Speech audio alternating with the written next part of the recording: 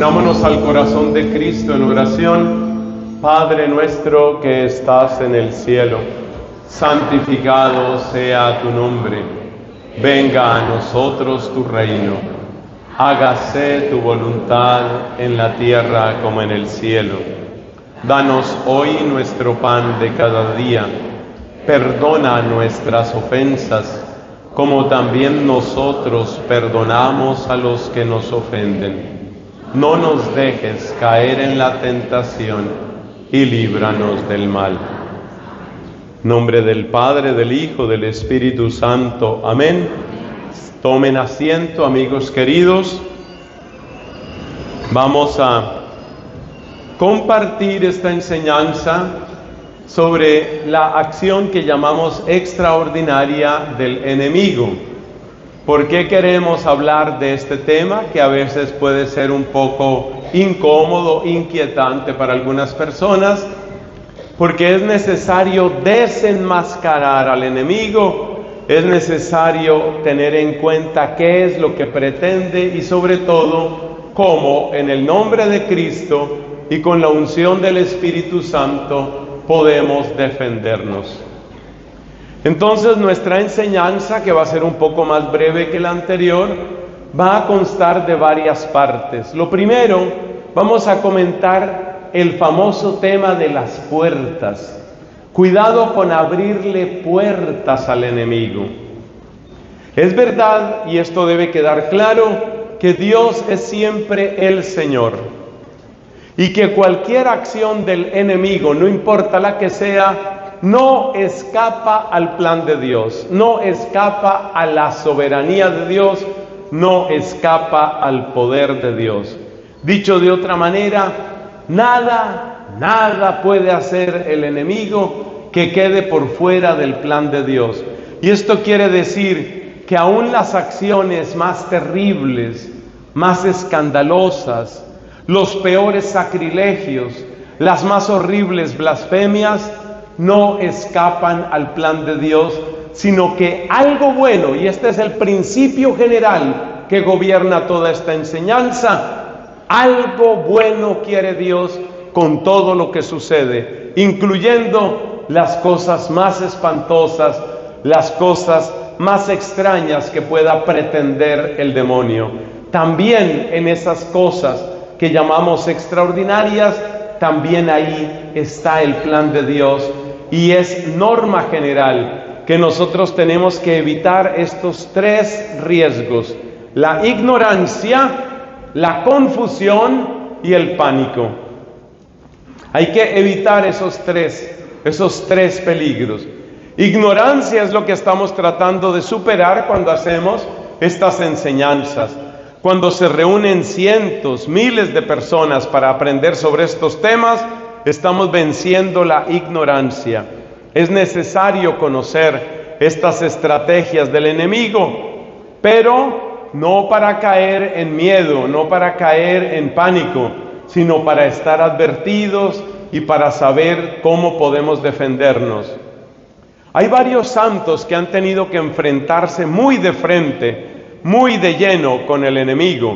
Así tenemos, por ejemplo, a San Antonio Abad, que ya mencionaba. En el siglo III, San Antonio tuvo que enfrentarse con ataques muy violentos de Satanás.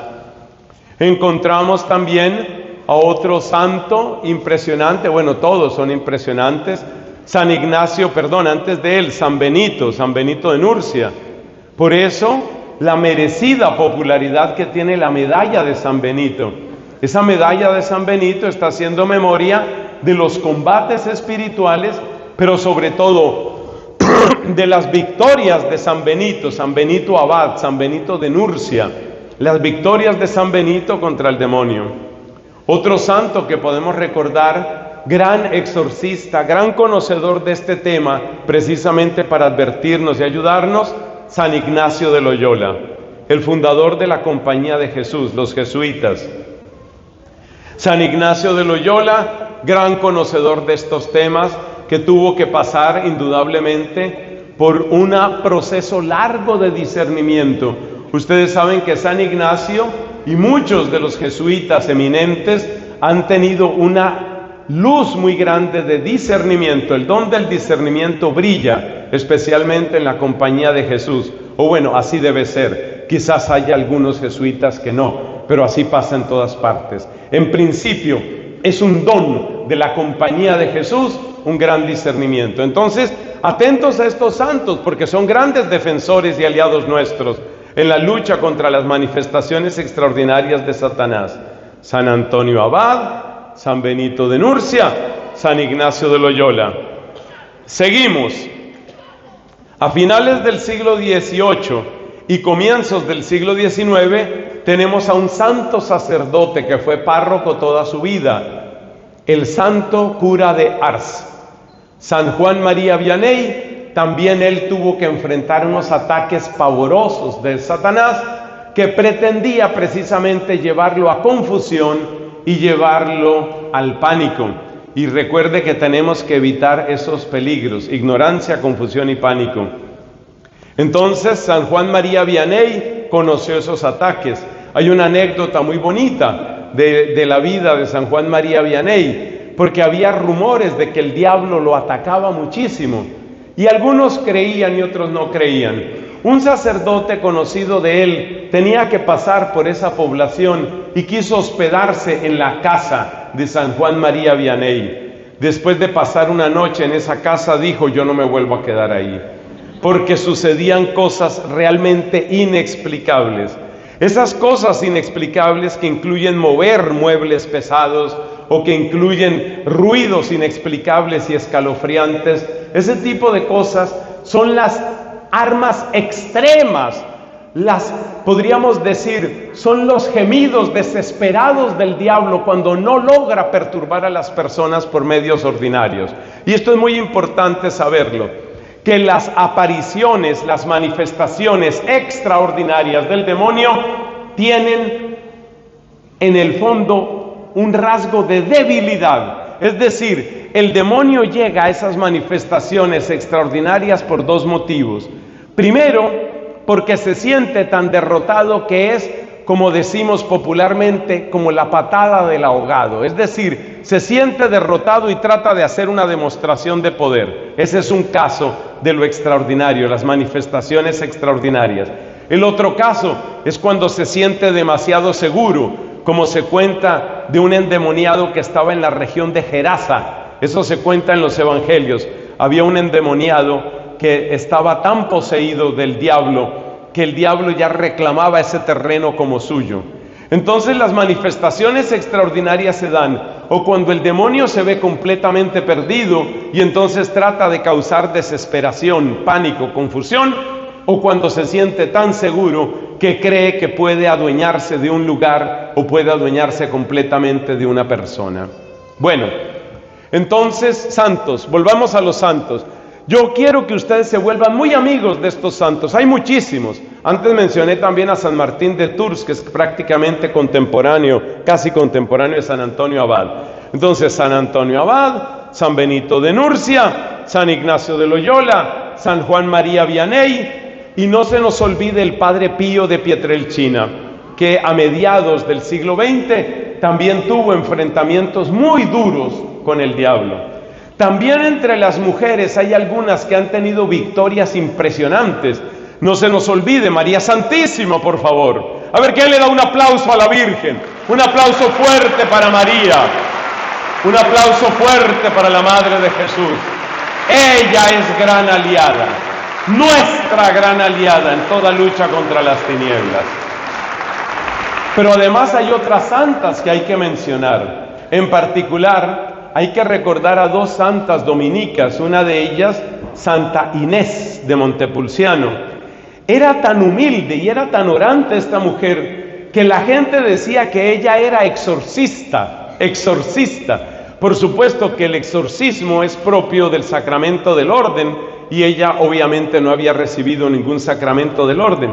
Pero ¿sabes por qué la gente decía que ella era exorcista? Porque tenía tanta santidad, tanta pureza, tanta humildad y tanta oración ella, que se dio el caso, ella era monja de clausura, y se dio el caso de que llevaban al monasterio personas posesas, y el demonio, con tal de no estar cerca de Santa Inés de Montepulciano se iba. O sea que no es que ella dijera fórmulas de exorcismo, sino que la sola pureza, humildad y oración de Inés era tan grande que el demonio le tenía terror. El demonio atacó también muchas veces a Santa Catalina de Siena y ella aprendió mucho sobre este tema y nos dejó, entre otras, enseñanzas de discernimiento para que pudiéramos distinguir entre las visiones falsas y las visiones verdaderas. Visiones falsas que vienen obviamente del enemigo, visiones verdaderas que vienen de Dios, visiones o manifestaciones. Ella dejó criterios de discernimiento, ustedes los pueden encontrar en el libro de Santa Catalina que se llama El Diálogo. A veces se dice el título más largo, Diálogo de la Divina Providencia. Yo les cuento que yo tengo ya, perdón que hable tanto de ella, pero es que le debo muchísimo. Yo tengo 40 años de amistad y discipulado con Catalina de Siena. Mi relación con esta bendita mujer empezó en el 21 de marzo del año 1985. Estaba yo haciendo mi noviciado y de una manera providencial llegó a mí una biografía de Santa Catalina. Son ya más de 40 años aprendiendo de lo que Dios le dio a esta gran mujer. Entonces ella fue muy atacada, pero además nos dejó criterios grandes de discernimiento. Como el demonio, por ejemplo, de las cosas que intenta es elevarnos en la vanidad. Y si no logra elevarnos con la vanidad, bajarnos con la desesperación. Y a veces nos hace alternar, es el juego diabólico, entre subirnos y creer que lo podemos todo, y luego bajarnos y sentir que la vida no tiene sentido y que no valemos nada. Valgo todo y puedo todo, no valgo nada y no merece la pena. Valgo todo y puedo todo, no valgo nada y no merece la pena. Y en ese juego de subirnos y bajarnos, lo que quiere el demonio es reventarnos, rompernos por dentro. Catalina de Siena enseña sobre ese tema. Catalina de Siena, ya lo dije, enseña también sobre el tema de las manifestaciones y dice que lo propio de las manifestaciones del demonio siempre es el espectáculo, es decir, la parte sensorial, el asombro. Por ejemplo, cuando en las películas presentan un exorcismo, siempre es así, con gran despliegue, porque al demonio le encanta lucirse, tratar de aparecer más de lo que es, porque en el fondo el demonio es un derrotado. El demonio ya ha sido vencido. El demonio ya es el perdedor. Ha sido completamente vencido y derrotado aquí, en la santísima cruz de nuestro Señor Jesucristo. Amén. Entonces, hermanos amados, Catalina de Siena dice, las manifestaciones y visiones del demonio producen gran impacto, son muy sensoriales y producen una alegría que confunde la conciencia. Pero apenas termina la visión, empieza la confusión y empieza la duda. Eso es típico de las visiones. En cambio, las visiones y manifestaciones de Dios suceden sin tanta parte sensorial, o no es lo principal, va mucho más a la parte intelectual, al conocimiento que nos trae, y hay algo maravilloso, y es que dejan una sensación de paz, de humildad y de desprendimiento de las cosas de esta tierra. En ese tono nos habla Santa Catalina para ayudarnos a discernir. O sea que ha habido mujeres, claro que sí, que han vencido muchísimos ataques del enemigo. También hay que pensar en mujeres que han sufrido muchísimo. Por ejemplo, nosotros podemos recordar a Santa Gema Galgani, de la familia pasionista. Realmente esta mujer vivió una auténtica crucifixión, pero es impresionante. Es realmente una rosa de la familia pasionista, Santa Gema Galgani. Conozcan de ella, conozcan cómo ella día por día se iba uniendo más y más al Señor. Una vez le preguntaban al Padre Pío, porque ya sabe que tenemos bastantes aliados humanos, pero es que además de los aliados humanos tenemos nuestro ángel de la guarda, cada uno, y además tenemos al gran San Miguel Arcángel. Acuérdese la oración de San Miguel Arcángel, que tiene varias versiones muy parecidas. La que yo me sé es la que voy a decir ahora. San Miguel Arcángel, defiéndenos en la pelea contra el enemigo, ¿cierto? Reprímale Dios, te pedimos. ¿Qué más dice? Como rendidamente te lo suplicamos. Precipita al infierno a Satanás y a todos los espíritus malignos que para perdición de las almas rondan por el mundo. Esa oración fue compuesta por el gran Papa León XIII, que de alguna manera es inspiración para nuestro actual Papa León XIV. Por cierto, cuando los amigos del Ministerio de Música pidieron un aplauso para el Papa León, los noté como tímidos, los noté como pálidos, como que no quieren aplaudir al Papa León XIV. ¿Qué está pasando aquí?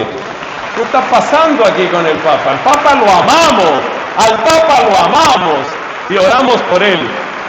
Como todos los días de la vida estábamos orando por nuestro amado Papa Francisco. Al Papa siempre lo amamos, siempre, siempre. Bueno, León XIII fue el que compuso esa oración porque Dios le mostró en revelación que el siglo XX iba a ser un siglo de severos ataques contra la fe y que detrás de eso estaba el demonio. Entonces tenemos a los santos ángeles, muy particularmente San Miguel, tenemos todo el ejército de María Santísima, tenemos a nuestro santo ángel de la guarda y tenemos a todos estos santos. Voy a repetir la lista por última vez: San Antonio Abad, San Benito de Nurcia, San Ignacio de Loyola, San Juan María Vianney, el Padre Pío. Y entre las mujeres que yo conozca, destaco especialmente Santa Inés de Montepulciano, Santa Catalina de Siena, Santa Gema Galgani. La victoria es posible, no por nuestras solas fuerzas, sino por nuestra unión con Cristo. Pero ahora les quiero contar algo muy importante que decía el Padre Pío. Viendo todo ese despliegue de astucia y de fuerza y de obstinación que tiene el enemigo en pretender destruirnos, le preguntaron al Padre Pío qué podían hacer, qué podemos hacer frente a tanto ataque del enemigo. Y el Padre Pío dijo una comparación que la han repetido muchos predicadores. La comparación fue esta. Tú piensas, decía el Padre Pío, que el demonio es como un perro ferocísimo, un perro cruel que quiere despedazarte, pero está amarrado por una cadena. En el espacio de esa cadena, él puede hacer muchas cosas, pero si tú te mantienes fuera, ya no puede contigo. Entonces ahí es donde viene el tema principalísimo de esta enseñanza: cuidado con abrir puertas. Y vamos a hablar de cuáles son las 4 puertas que por ignorancia o por otros motivos muchas personas abren y que hacen que se entre en sus vidas la acción, o que quizás se entre en sus vidas la acción que llamamos extraordinaria del demonio. Ahí, ese es un punto que no hemos aclarado. ¿Cuál es la diferencia entre la acción ordinaria y la acción extraordinaria? Mira, la acción ordinaria es donde él permanece oculto, como la serpiente dijimos. La acción extraordinaria es cuando empieza a mostrarse, haciendo cosas, moviendo objetos, produciendo ruidos, poseyendo el cuerpo de personas. Eso es acción extraordinaria. Cuando ya le toca mostrarse, eso se llama acción extraordinaria. Entonces, el Padre Pío dice que tanto para la acción ordinaria como para la acción extraordinaria, el demonio es como un perro muy feroz, muy cruel, con su jeta envenenada, pero está limitado por una cadena. Si no te metes ahí, no puede contigo. Y nosotros ya explicábamos en la enseñanza anterior qué significa meterse ahí en cuanto a la acción ordinaria. Y también explicábamos qué es lo que podemos hacer para defendernos. Esas 4 palabras, ¿sí se acuerdan? Esas 4 palabras: la humildad, ¿cierto? La gratitud. ¿Qué más seguía? La vigilancia y la compasión hacia el prójimo. Esas son nuestras defensas. Y si tú te mantienes en los terrenos de la humildad, la gratitud, la vigilancia y la compasión, en lo que tiene que ver con el modo ordinario, estás lejos del espacio donde el demonio ataca y donde tiene cierto poder. Pero ahora hablemos de cuáles son las puertas que la gente abre para la acción extraordinaria. Esas puertas también son 4. Qué bueno que vayamos tomando apuntes, algunos están también grabando, en ningún modo me disgusta, está muy bien. Ustedes hagan sus grabaciones tranquilos, difundan esta enseñanza, que esto llegue a ser conocimiento del pueblo de Dios. Las 4 puertas. La puerta de la curiosidad, la puerta de la decepción, la puerta de la codicia y la puerta de las heridas culturales. Ya vamos a explicar esa última. Heridas culturales. Esas heridas culturales están prácticamente en todas partes y muchas veces tienen que ver con restos ancestrales de culturas del pasado. Porque las culturas del pasado, culturas originarias, culturas aborígenes, tienen muchas cosas buenas, pero también tienen muchas cosas peligrosas. Ya vamos para allá. Entonces, ojo con las 4 puertas en las que uno puede, por ignorancia o por lo que sea, puede caer. Curiosidad, la primera. Decepción, desesperación, es la segunda. Tercera, ¿cuál es la tercera? No entendí nada. La codicia. Y cuarta, las heridas culturales. La curiosidad sucede, por ejemplo, en un colegio, sucede en una institución educativa. Un grupo de niñas y de pronto una llega con una tablita que se llama la Ouija. Se escribe O-U-I-J-A, Ouija. Esa palabra Ouija proviene de la palabra sí en francés, que es oui, y la palabra ja en alemán, que significa sí. O sea que es la palabra sí en francés y la palabra sí en alemán, el adverbio, sí. Oui, ya. Pero se pronuncia usualmente Ouija. Bueno, la Ouija es una tabla que trae unas letras y trae unos números y trae la palabra sí, la palabra no y trae otras cosas. Y algunas personas por curiosidad, dicen, bueno, vamos a ver si esto funciona. Están abriendo una puerta. Una prima mía con unas amiguitas entraron en esa curiosidad, a ver aquí qué sale. Y un día que estaban haciendo ese juego, que no es ningún juego, es invocación de demonios, un día que estaban haciendo ese juego, ya todas querían parar y ninguna podía. Y el demonio decía, no me quiero ir, y las tuvo ahí amarradas. Y después de eso no podían dormir. Y tuvimos que hacer una oración de liberación por esa primita mía, que yo la quiero muchísimo. Porque ella me decía, pues ella sabe por supuesto que yo soy sacerdote, y me dijo, haz una oración por mí, estoy muy mal, estoy muy ansiosa, estoy muy nerviosa, no puedo dormir. Y le pregunto, ¿qué pasó? Y me dice, es que con unas amigas nos pusimos a jugar eso. Eso se llama abrir puertas. Nunca. Otra manera de abrir puertas. Resulta que un grupo de amigos y de chicas van de visita, están haciendo turismo y se encuentran por allá en una ciudad remota de la costa de no sé dónde, se encuentran que hay un letrero que dice, te cuento tu futuro. Y entonces lo toman como un chiste. Me van a contar mi futuro. Acerquémonos. ¿Qué les mueve? Curiosidad. Vamos a ver qué nos dice sobre el futuro. Y se encuentran ahí, por ejemplo, un señor, una señora que utiliza las cartas o que utiliza una bola de cristal y les dice, bienvenidos, ¿cuántos son ustedes? Somos 4. Pues les voy a cobrar solo 3 y le voy a contar el futuro a los 4. Pues hagámoslo, y lo miran como un chiste. Tienen curiosidad. Por ejemplo, una de las chicas tiene curiosidad porque ya tiene 30 y tantos años y ya está temiendo que no va a haber matrimonio. Entonces ella dice, yo sí quiero ir porque yo quiero saber si hay alguien para mí.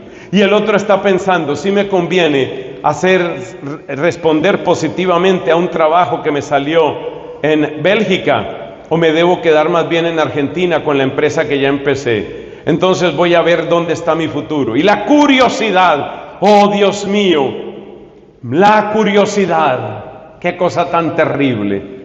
Y entonces entran ahí y les leen el futuro. Le voy a contar otra curiosidad. Yo les he contado que yo he limpiado mi algoritmo en TikTok y en otros, pero me siguen saliendo porquerías de publicidad, no de perfiles, porque los perfiles tú los puedes bloquear, pero en estas redes sociales hay mucha publicidad que tú no puedes bloquear. Y desde hace una semana antes de este encuentro, como para recordarme el tema, me está saliendo publicidad de un par de señores.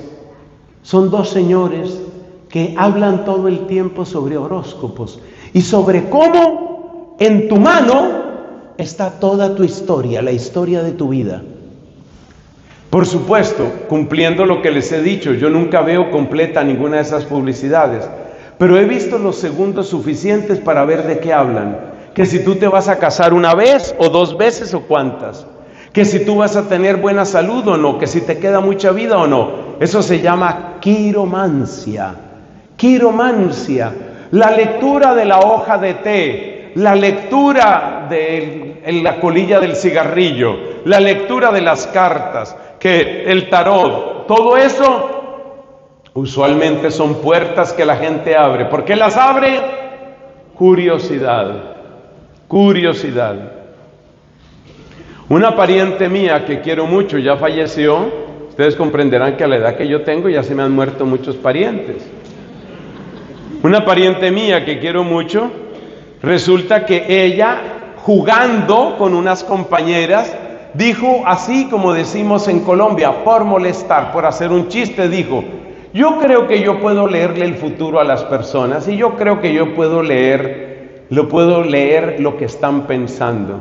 Y claro, a los amigos y a las amigas les dio curiosidad. Y entonces esta, que era una época en que estaba muy de moda el cigarrillo entre los jóvenes allá en mi país, y ella era joven en ese tiempo, entonces ella decía: viendo la colilla de tu cigarrillo yo puedo adivinar. Y entonces ella tomaba la colilla del cigarrillo y decía más o menos lo que se le ocurría.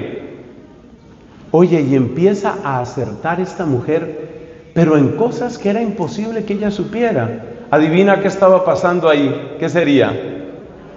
¿Qué sería? Demonio de adivinación se llama eso. Pero ella empezó a acertar en cosas impresionantes. Por ejemplo, le decía a una compañera, eran universitarias en esa época, hace ya sus años, esto fue el siglo pasado, y entonces ella le decía a una compañera: bueno, yo veo aquí en la colilla de tu cigarrillo que aunque tú ya has intentado estudiar varias carreras, esta es en la que vas a terminar. Y la otra chica no le había contado a nadie que esa era la tercera carrera que empezaba, y se quedó asombradísima y dijo: pero tú ¿cómo sabes eso? Y ella se dio cuenta que tenía poderes de adivinación, pero adivina qué estaba empezando a suceder, que un espíritu estaba empezando a entrar en ella, un espíritu de adivinación. Hechos de los Apóstoles capítulo 16 nos da catequesis sobre lo que es un espíritu de adivinación, que es de los recursos extraordinarios más sutiles y penetrantes que utiliza Satanás. Y entonces esta mujer siguió jugando y le decía, por ejemplo, a otra amiga, porque casi todas eran mujeres, me perdonan las mujeres, yo no soy sexista, pero le decía a otra amiga: la semana entrante vas a conocer a un hombre muy importante en tu vida. Es un tema que siempre les interesa a las jovencitas. Vas a conocer a una persona muy importante en tu vida. ¿Puedes creer? A la semana siguiente apareció en la misma universidad donde ella estudiaba, apareció como de la nada en la cafetería un muchacho que se interesó por ella. ¿Y qué crees que pensó esta otra chica? Dijo: esto fue lo que me predijo mi amiga.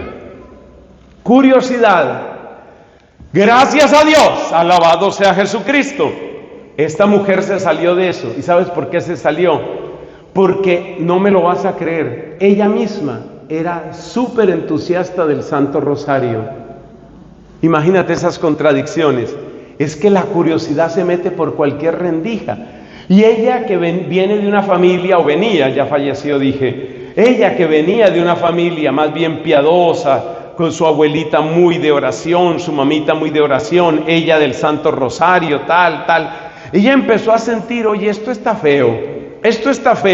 Gracias a Dios, yo pienso que fue el rosario, yo pienso que fue María la que lo sacó de eso.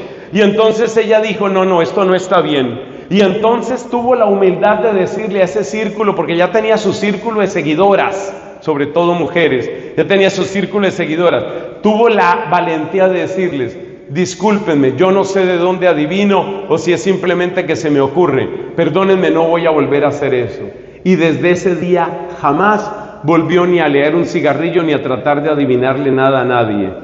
Pero es para que te des cuenta cómo la curiosidad lo puede llevar a uno a meterse en lo que no le importa. Yo creo que los ejemplos son claros.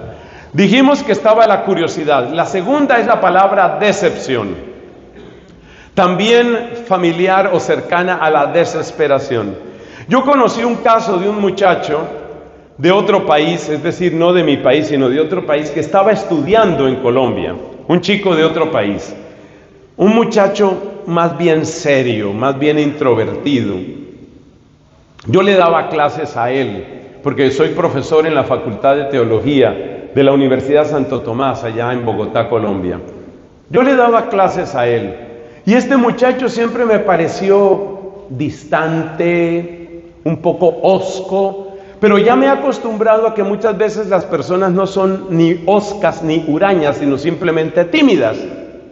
Para gran sorpresa mía, este muchacho un día me dijo: profesor, o padre, me parece que me dijo padre, ¿puedo hablar con usted fuera de clase? Le dije: por supuesto.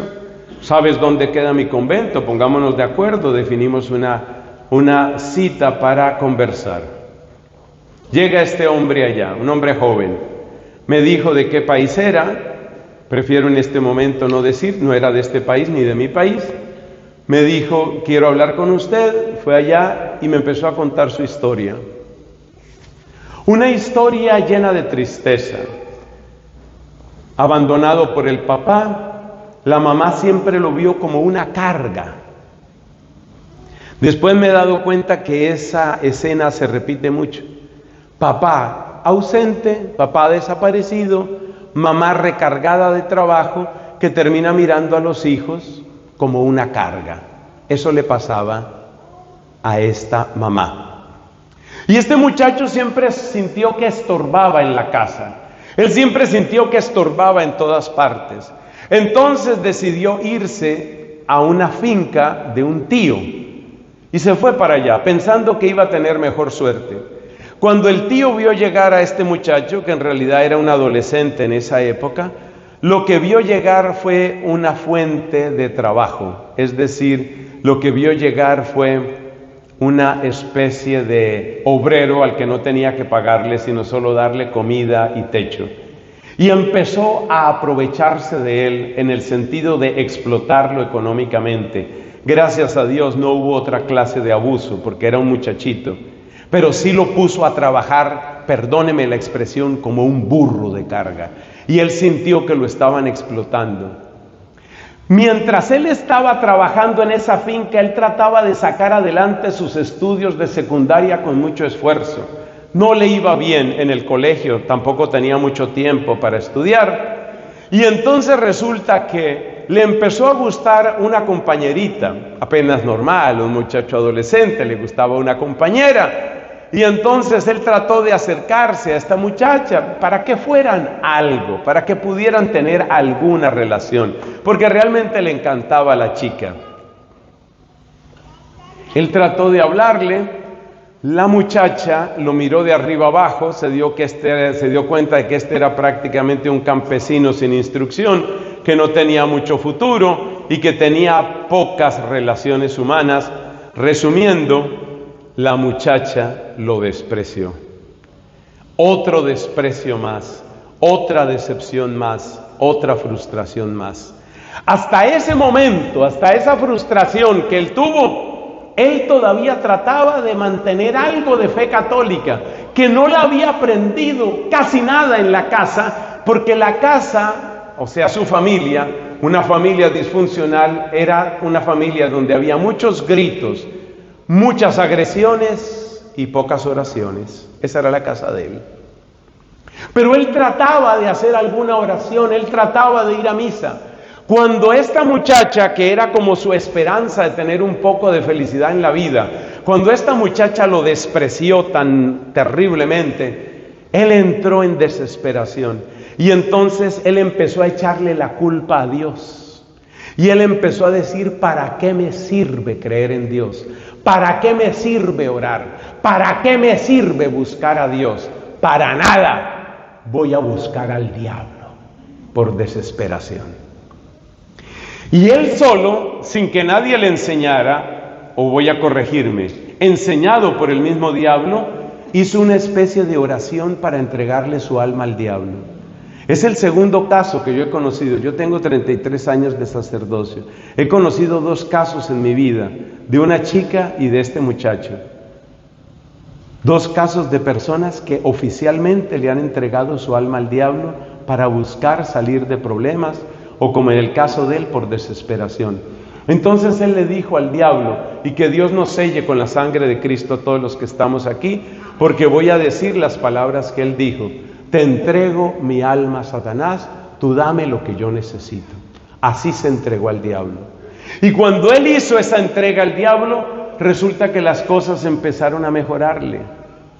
Entonces, unos negocios que él quería hacer con lo poquito dinero que tenía, le empezó a funcionar. Empezó a caerle dinero.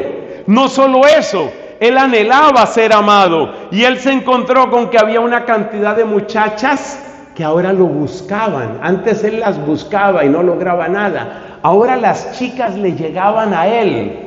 Y él empezó a satisfacerse.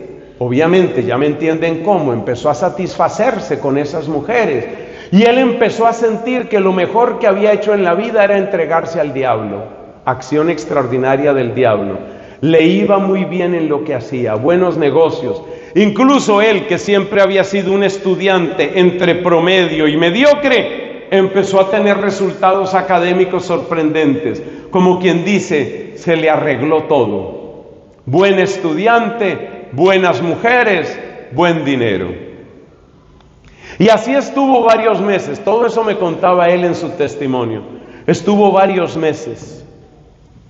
Pero imagínate que después de estar ese tiempo así, empezó a presentar unas perturbaciones de salud. Por ejemplo, se le dañaba la digestión y nadie acertaba qué era lo que tenía. Después se le dañó el sueño. Él estaba supuestamente bien, supuestamente todo le funcionaba, pero resulta que se acostaba y no lograba conciliar el sueño. Y pasaba una noche entera sin dormir, además con unos pensamientos muy raros. En el fondo, si lo piensas bien, no tiene nada de extraño. Si tú tienes dentro semejante espíritu de tinieblas, pues imagínate qué puede haber en tu cerebro, imagínate qué puede haber en tu organismo. Oiga, este hombre empezó a tener unas angustias, de pronto le daban unos ataques de ansiedad, aunque todo estaba, entre comillas, bien. Pero le daban unos ataques de ansiedad terribles y no podía dormir. Y cada 2, 3 semanas un problema, sobre todo la digestión que no le funcionaba, todo le caía mal, una angustia, una ansiedad. Le seguían llegando mujeres, que era de las cosas que él más quería, mujeres. Eso va unido con la tercera palabra, codicia. Y entonces él recordó lo que había hecho. Y por una luz extraordinaria del Espíritu Santo, una luz poderosísima, él se dio cuenta, esto me pasa porque yo me entregué al diablo. ¿Y por qué se entregó al diablo? Porque él estaba absolutamente desesperado con la vida que tenía, con tanto sufrimiento. Así como algunas personas llegan al ateísmo, hay personas que llegan al satanismo por este camino que he dicho. Y entonces este hombre, en medio de su dolor, dijo: yo tengo que hacer algo. Y entonces fue a confesarse. Y se fue a confesarse, pero el sacerdote no tenía mucho tiempo, lo confesó de cualquier manera. Algo se mejoró su situación, pero de todas maneras seguía padeciendo. Bueno, para hacer la historia no tan larga, entró a la universidad, esta universidad donde yo doy clases, la Santo Tomás. Y entonces ahí fue donde nos conocimos y él me dijo: yo quiero hacer con usted una buena confesión, porque yo nunca he dicho todo. Y entonces hizo su confesión completica. Hizo una buena confesión. Y entonces yo le pregunté, ¿entonces estás arrepentido de lo que hiciste? Me dijo, sí, sí estoy arrepentido y no quiero repetirlo. Le pregunté, esta pregunta es muy importante para saber si hay posesión o no. En este momento tú puedes proclamar que Jesucristo es el Señor de tu vida. Se quedó serio y me dijo, Jesús es el Señor de mi vida. Le dije, uno va dando pasos. Tú puedes arrodillarte ante un Cristo y darle gracias por sus llagas y su sangre. Sí. Ahí, eso fue en mi convento, hay una imagen preciosa de Cristo, una imagen alta de Cristo. Le dije, en el nombre de Cristo arrodíllate y dale gracias por su sangre. Y el muchacho, venciendo a Satanás, se arrodilló y le dio gracias a Cristo por su sangre.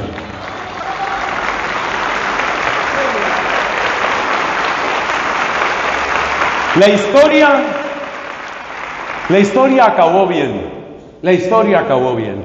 El muchacho hizo una magnífica confesión, renunció a todo lo que tiene que ver con el diablo y el satanismo, su salud mejoró, gracias a Dios. No siguió siendo buen estudiante, ya no tenía esa ayuda que le costaba tanto, que le hizo tanto daño, ya no tenía esa ayuda, pero salió adelante. Qué lindo es. Pero ¿por qué llegó allá? Por desesperación, por decepción. El tercer modo, la tercera puerta que a veces abrimos, se llama codicia. Hermanos, yo no sabía que esto existía. La historia que les voy a contar, ustedes van a creer que es de ciencia ficción o que yo me la inventé. Estoy hablando delante de Dios y no tengo ninguna razón para mentirles. Les voy a contar a dónde lleva la codicia y cómo la codicia lleva a la brujería y al satanismo. En una de estas misiones que el Señor me ha encomendado y que la iglesia me ha permitido, estaba yo en el estado de California, en los Estados Unidos de América. La persona que me transportaba tenía que llevarme desde un hotel donde me habían hospedado hasta el lugar donde se hacían las predicaciones. Era un recorrido un poco largo. Una persona muy amable, muy bondadosa, y este hombre que me iba llevando, un día tomó una ruta ligeramente diferente de los otros días y me pasó por delante de una gran empresa, que obviamente no diré aquí por su nombre, una gran empresa. Solo les puedo decir que es una empresa de tecnología, es una empresa gigantesca y como suele suceder con esos edificios corporativos en Estados Unidos, con un aparcamiento o estacionamiento muy grande. Así son todos allá. Entonces era un día laboral, por decir algún jueves, un lunes, lo que sea, no me acuerdo y no importa.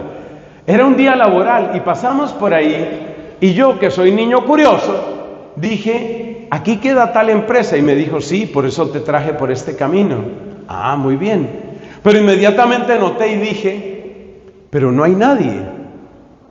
Y me dijo, yo sé lo que está pasando en esa empresa hoy. Me quedé como esperando que continuara. Y luego le pregunté, ¿y qué está pasando? ¿Por qué hoy no hay nadie? Y me dijo, tengo amigos que trabajan ahí y les mandaron a decir que hoy tenían el día libre, como decir un lunes, un viernes, un día entre semana, que hoy tenían el día libre y que la empresa les pagaba el día. ¿Y por qué? Hoy no es día de fiesta, no es holiday aquí en Estados Unidos. ¿Por qué hacen esto? Porque hoy están entregando esta empresa a través de unas personas que contrataron. Entregando la empresa. ¿A quién la están entregando? Yo ya presentía para dónde iba la cosa. Resulta que contrataron a una serie de brujos. Y se supone que es una empresa de tecnología. Y se supone que la gente que está metida en el mundo de la ciencia y la técnica dice que la mayoría son ateos. Resulta que habían contratado personas de una especie de asociación de brujería para que recorrieran todo el edificio. Por eso necesitaban que no hubiera nadie. Haga de cuenta como lo que un sacerdote hace cuando bendice una casa, lo mismo, pero al revés. Contrataron a estas personas para que recorrieran el edificio dejando unas señales. Usted ya sabe qué son las señales, ¿no? Dejando unas señales, cosas de brujería, y regando unas aguas. El demonio siempre intenta replicar al revés lo que hace la iglesia. Si la iglesia utiliza agua bendita, el demonio pretende utilizar riegos y otro tipo de sustancias. Yo me quedé asombrado. Yo decía, Dios santo, ¿cuánto vale pagarle a 700 trabajadores el día completo? ¿Y cuánto tuvieron que pagarles a esos brujos? O sea que es una inversión que fácilmente está en el orden de miles y miles y miles de dólares. Yo no sé si millones. Miles de dólares para consagrar esa empresa. ¿Consagrarla a quién? Consagrarla al demonio. Codicia. Esa empresa no se está muriendo de hambre. No voy a decir el nombre, ya les dije. Esa empresa no se está muriendo de hambre. ¿Pero qué les está moviendo? ¿Por qué hacen esos rituales? Porque tienen codicia, porque quieren ganar más, porque quieren tener éxito. ¿En qué se apoyó el chavismo durante años y años? Que sepamos, durante los últimos 15 o 20 años, o sea, prácticamente toda la vida del chavismo, brujería. A mí me lo dijo un sacerdote que hacía misión en Venezuela, me lo advirtió, año 2012 o 2013, habló conmigo y me dijo: padre, es importante que usted sepa qué es lo que se está haciendo en el Palacio de Miraflores. Tienen contratados brujos. Y ustedes saben que lo mismo sucede en Cuba, y ustedes saben que lo mismo sucede en Nicaragua, y ustedes saben que los rituales ancestrales, rituales de ese tipo de brujería ancestral, se le han aplicado a presidentes como el señor Gustavo Petro, presidente de Colombia, como el señor Evo Morales. Es decir, que es la codicia, codicia del dinero, codicia del poder, lo que muchas veces lleva a las personas a entrar en esos rituales. Y hay fotos del presidente actual de Colombia, por el que yo rezo todos los días, pensando en su alma y pensando en el país. Hacen rituales de esos. La señora Claudia Sheinbaum, la presidenta de México, ya hizo su ritual. Todos hacen rituales. ¿Por qué se llega a esos caminos? Codicia del poder. ¿Cuáles son nuestras armas? Santo Rosario, Eucaristía, intercesión, vivir en gracia de Dios. No nos vamos a dejar. No nos vamos a dejar. ¡Amén! No nos vamos a dejar. Nos vamos a defender con la oración. Nos vamos a defender con el ayuno. Nos vamos a defender con la intercesión. Porque es mucha la brujería que se practica en los altos círculos de la ONU, en los altos círculos del poder, en los altos círculos de muchos lugares donde suceden cosas extrañas. Y me perdonan, pero alguien tiene que decirlo, y ustedes ya lo han oído. En muchos de esos lugares está metida la masonería, que en sus niveles más altos, usted sabe que la masonería tiene 33 grados. En los últimos grados hay testimonios en internet de gente que ha salido de la masonería, cómo ofrecen incluso sacrificios. Y hay quien dice que ofrecen sacrificios humanos. ¿Y a quién le ofrecen esos sacrificios? ¿Y para qué ofrecen esos sacrificios? Pura codicia del poder. Son puertas que se abren. Cuidado con esas puertas que se abren. Vamos con la cuarta puerta, que es lo que hemos llamado heridas culturales. Dios me ha concedido mucho amor por mis hermanas naciones latinoamericanas, así como amo a la Argentina, amo a cada país de nuestra América Latina, por supuesto amo a México. Pero debo decir que hay una herida cultural espantosa en México. Se llama la Santa Muerte. Hay una herida cultural espantosa en Cuba y en Brasil. Se llama la práctica del vudú. Vudú es una herida cultural que proviene de cultos ancestrales del África. El vudú.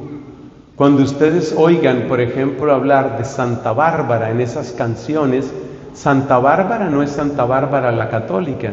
Santa Bárbara es el nombre clave que los antiguos sacerdotes del vudú le dieron a unos espíritus de tinieblas a los que ellos adoraban.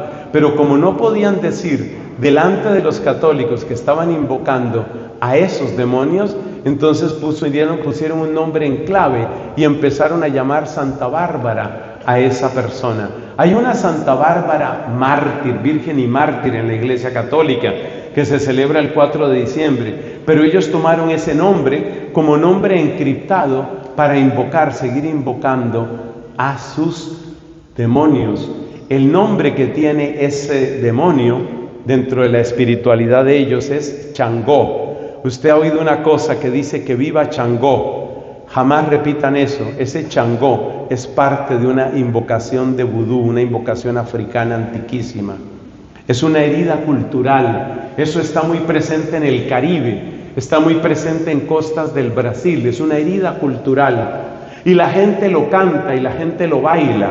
Otra herida cultural que está tremendamente extendida es el yoga. A ustedes, mucha gente no cree que el yoga sea peligroso, pero les voy a decir esto, no por el intento de tratar de convencerlos en este instante, sino porque es importante que ustedes lo sepan. ¿Ustedes no les llama la atención que en casi todos los deportes y en casi todas las danzas las palabras se traducen?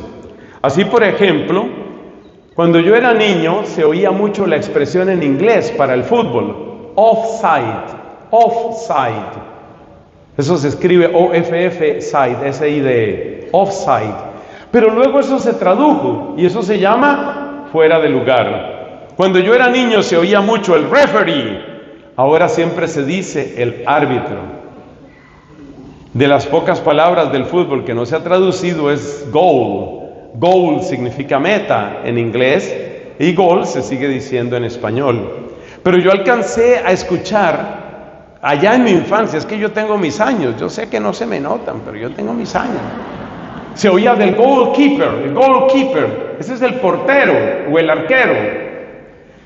En todas partes se traducen, pero si ustedes se dan cuenta, en el yoga nunca traducen las palabras de las posiciones. Ese es un dato que es muy importante. En el yoga nunca traducen. Usted sabe que el yoga funciona con posiciones corporales. Y esas palabras, los nombres de esas posiciones, nunca los traducen. Es una herida cultural. ¿Qué quiere decir eso? Tú investigas de dónde viene el yoga y el yoga proviene de una derivación del hinduismo. Y las posiciones corporales son posiciones que se llaman mímicas, es decir, la posición que tiene una determinada divinidad, yo la repito. Por ejemplo, si la divinidad levanta, estoy inventándome, claro, si la divinidad levanta su pierna izquierda y su mano izquierda, entonces yo hago ese ejercicio, como quien dice, como eres tú, soy yo. Las posiciones del yoga heredan las posiciones de las divinidades del hinduismo. Y los nombres de esas posiciones del yoga son herederas de las invocaciones de esos dioses. Por eso no se pueden cambiar esos nombres en el yoga, porque en el yoga esos nombres son herederos de esas invocaciones. Alguien dirá, padre, pero yo llevo tiempo practicando yoga y no me ha pasado nada. Sí, eso sucede, y también hay gente que fuma marihuana 10 años y no se le daña el cerebro. Pero ¿quién sería tan loco de ponerse en ese riesgo? Y hay personas que van más allá y dicen, padre, hace 12 años que tengo un amante, ni mi esposa ni mis hijos se han dado cuenta, ¿qué puede pasarme? ¿Quién va a jugar con candela, sobre todo cuando se trata de esos temas espirituales? Entonces el yoga es una herida cultural que se metió en Occidente. Si ustedes miran la historia del yoga en Occidente, eso tiene fechas de entrada y nombres específicos de personas que quisieron llenar nuestra cultura cristiana con todo eso. Entonces aléjense del yoga, aléjense de la meditación zen, aléjense de Changó y aléjense de la música revuelta de budismo, aléjense de la Santa Muerte. En mi país hay un santo, bueno, no es en mi país, es un santo venezolano, se llama José Gregorio Hernández. Este fue un médico, un laico, generoso, muy bueno con los pobres.